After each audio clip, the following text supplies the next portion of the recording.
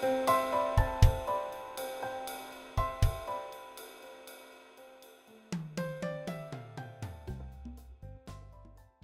I wanted to talk a little bit about elected office, because you know that elected officials, they work at all levels of government. They work for you, and actually a lot of them work for me too. And when elections come around, it's a time when all of us have this opportunity to check in on our elected officials, to make sure that they are leading on critical issues and that they're getting results. And we do that partially by looking at a vote record. A vote record tells part of the story of what your elected officials are doing. But it's more than that, because we also need to look at what our elected officials are actually doing, how they're engaging the conversation, and if they're actually impacting change. The state, as you all know, operates on a 2-year budget cycle. And last year, I voted no on a really important budget that was presented to me. During the past 2 years, I will tell you, I've had this incredibly unique opportunity. I worked as part of the leadership team in Hartford that actually crafted the state budget. I serve as the Appropriations Subcommittee Chair for Transportation, which means that my subcommittee oversees the DOT and the DMV sections of the budget. And my no vote last year was based on more than a belief. It was an experience and a conviction that that budget that was presented to me did not reduce spending as much as we could have or we should have. It certainly should not have been raising taxes. And it seemed incredibly irresponsible that we were bonding so much money without any idea or plan on how we were actually going to pay off the debt we were incurring. Also, last year in the legislature, nobody was working together. And many of us were frustrated because the budget that we did produce did not reflect the concerns of the constituents we represented. And while I was discouraged too, I did not quit.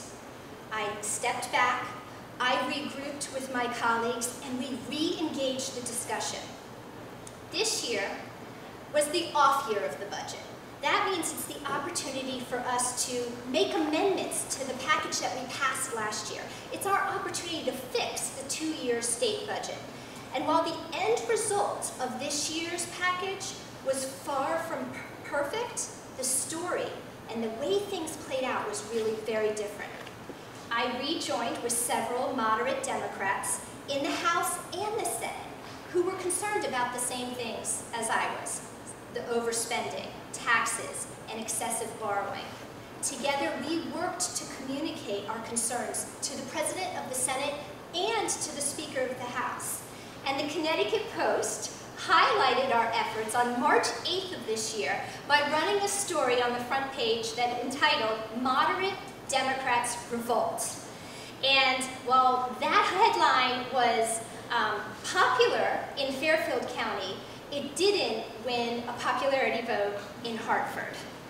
But what we were doing was more than a newspaper story. We were working together to become an effective force. We were impacting the dialogue on how the state was going to address the budget shortfalls, and we were getting results. And the message that my colleagues and I had was simple. We got together and we said the state must fix its budget, and we will not support tax increases. We wanted the budget fixes to be focused on spending reductions with more responsible borrowing. And what I mean by that is that borrowing that was reduced, but also with a plan in place so that we knew how we were going to pay off the debt we incurred. This year, our actions got results, not perfect results.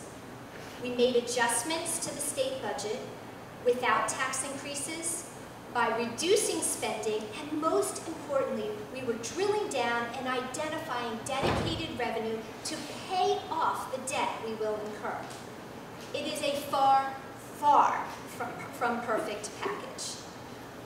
But think about for a second what we can all recognize is going on in the country right now.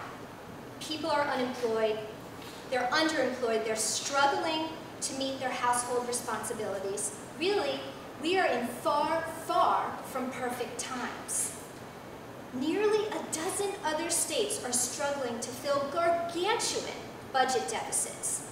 Those states are stuck in impassable standoffs and are aggressively cutting funding that helps keep your property taxes in check and helps pay for your schools. But not in Connecticut. In Connecticut, something special happens. The Republican governor and the Democratic leaders of the legislature came together. They found common ground, they compromised, and they did not raise taxes, and they balanced the state budget. Our budget accomplishments, the results we got this year, unfortunately are going to be short-lived, because next year we enter a new round and a new 2-year budget cycle. And we face a 3, 4, some people say higher, billion-dollar shortfall in our budget. And we no longer have the tools in our budget toolbox we had before.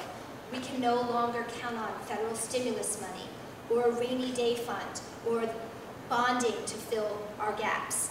It's going to be more important than ever that you have a group of moderate voices, people who have established themselves in the Capitol as willing to revolt, people who are working together. We're focused on downsizing state government, identifying those efficiencies in government so we can see our government give us the services we need with less money, and fighting to keep taxes in check. I am so thrilled to be a candidate for state representative for my 3rd term, and am looking forward to going back up to Hartford to continue to be your independent voice, working for you as a leader who's going to get some results.